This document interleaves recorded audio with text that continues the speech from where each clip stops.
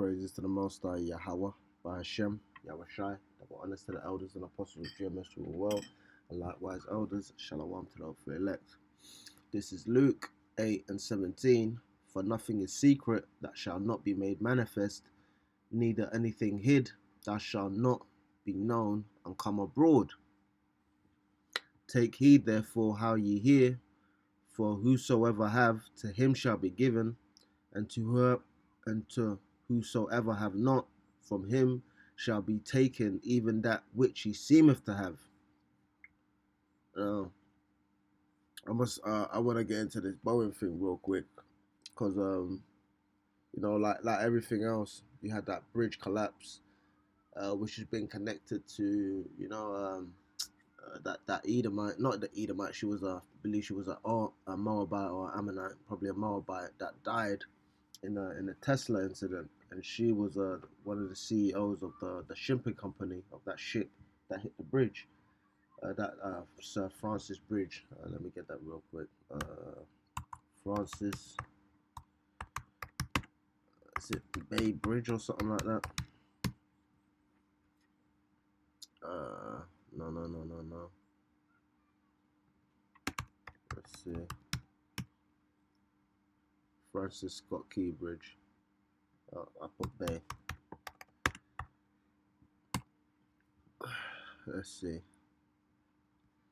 Go into Francis Scott. I'm gonna go back to that one. You go into Francis Scott, was an American lawyer, author, and poet from Frederick, Maryland born. And he actually came up with the Star Spangled Banner, which is the American anthem, right? He said, best known as the author of the text of the American national anthem, the Star Spangled Banner, he observed the British bombardment of Fort McHenry in 1814 during the War of 1812. He was inspired upon seeing an American flag still flying over the fort at dawn and wrote the poem Defense of Fort McHenry.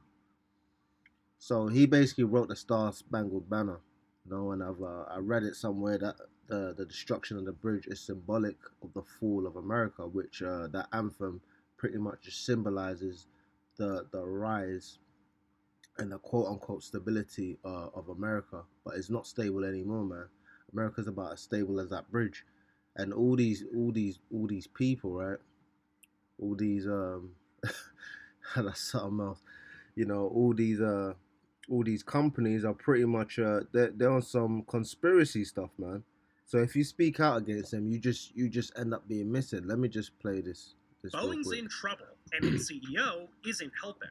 This is David Calhoun, Boeing's president and CEO. He was appointed to the role in 2020, in the immediate aftermath of two deadly 737 MAX crashes. In the wake of these crashes, experts called on Boeing to return to its engineering roots. This is something the company has strayed from in recent years, with a greater focus on outsourcing and cost reduction. Now, Calhoun was brought in to right the ship.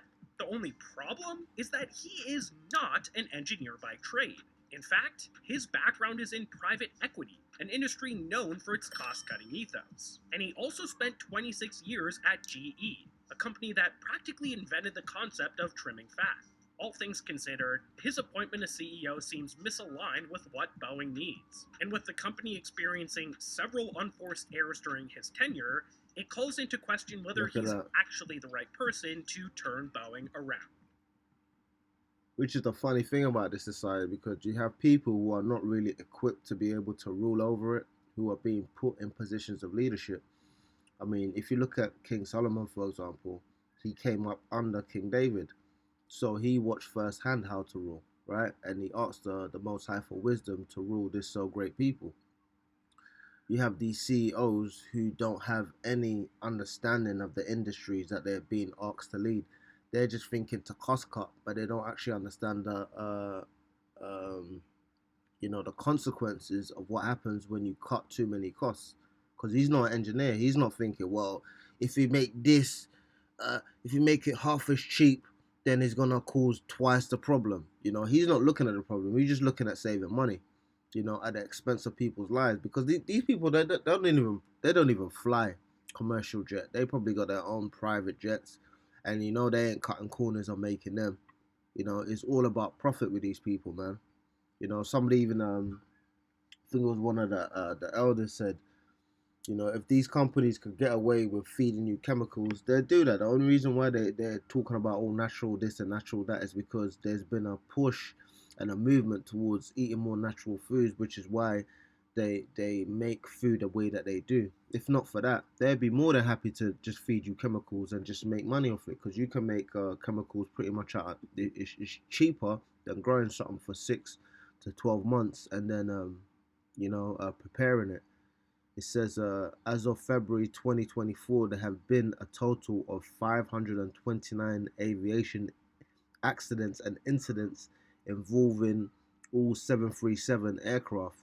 Not all are notable enough for inclusion on this list. So it just basically tells you there's more, but not anything significant enough like has happened for them to include it on the list, which has resulted in a total of 5,779 fatalities and 234 hull losses. Now, when you're up in the sky and it's all pressurized, the last thing you wanna deal with is a hull loss. It says how many 747 have crashed. Hull loss is 64. Hull loss accidents with a total of 2,865 fatalities. That's crazy, man. Survival rate 23.9% of all occupants survived fatal accidents. Now that is low. That's like basically 1 out of 4 people. So 3 out of 4 people are gonna die, which is probably even a little bit higher than that.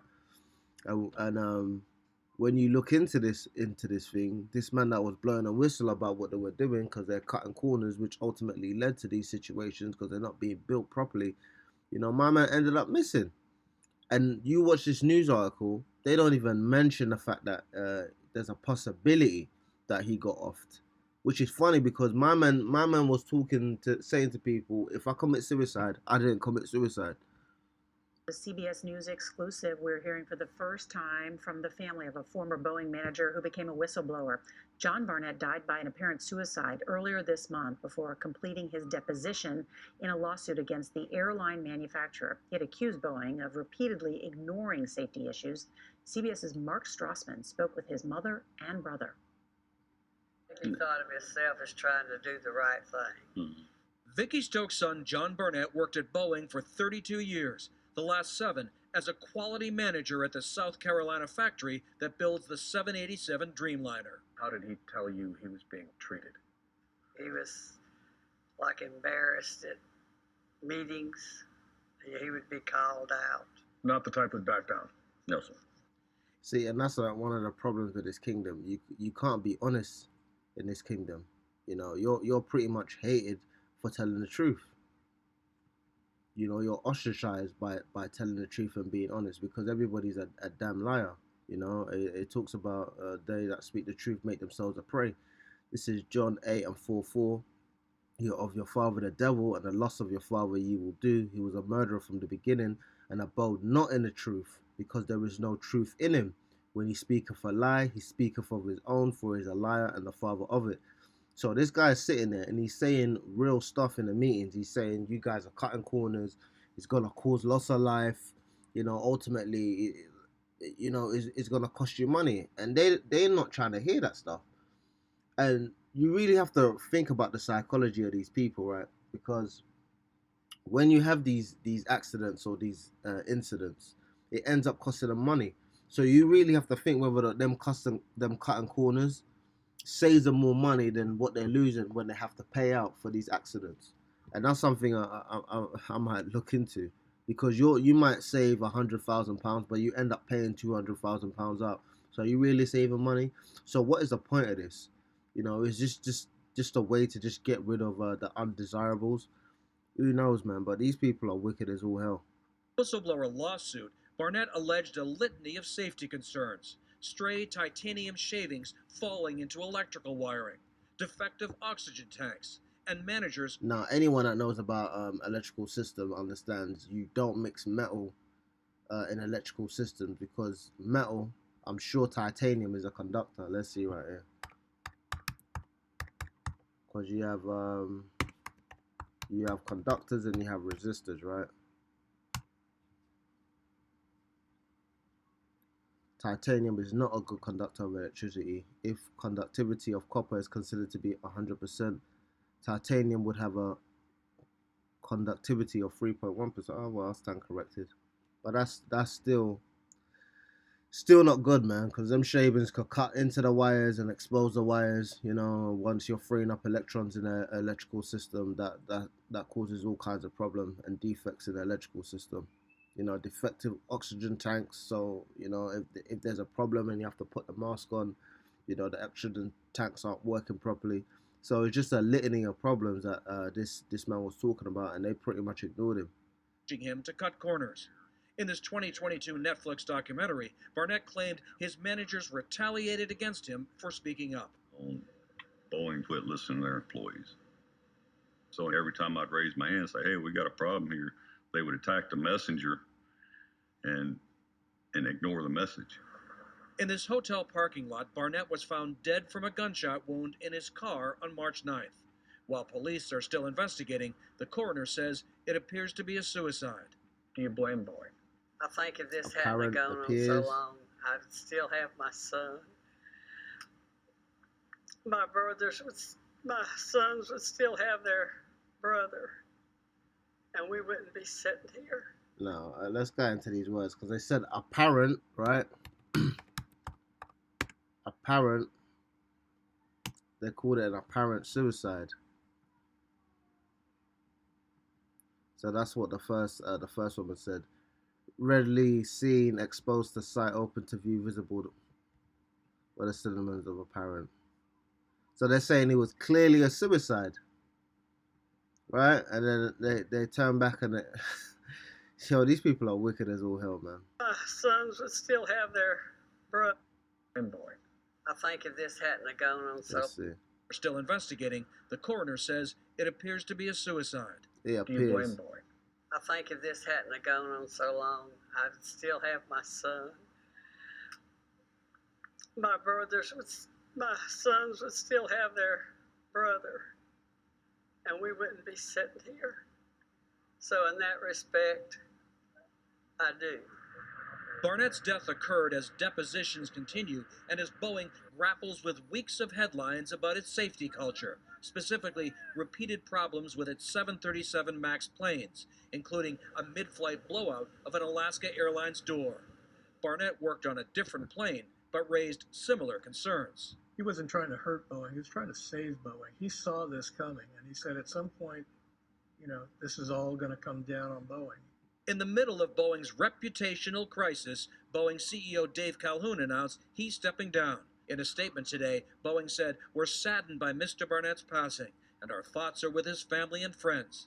I asked Rodney Barnett about his brother's legacy. That's all he wanted.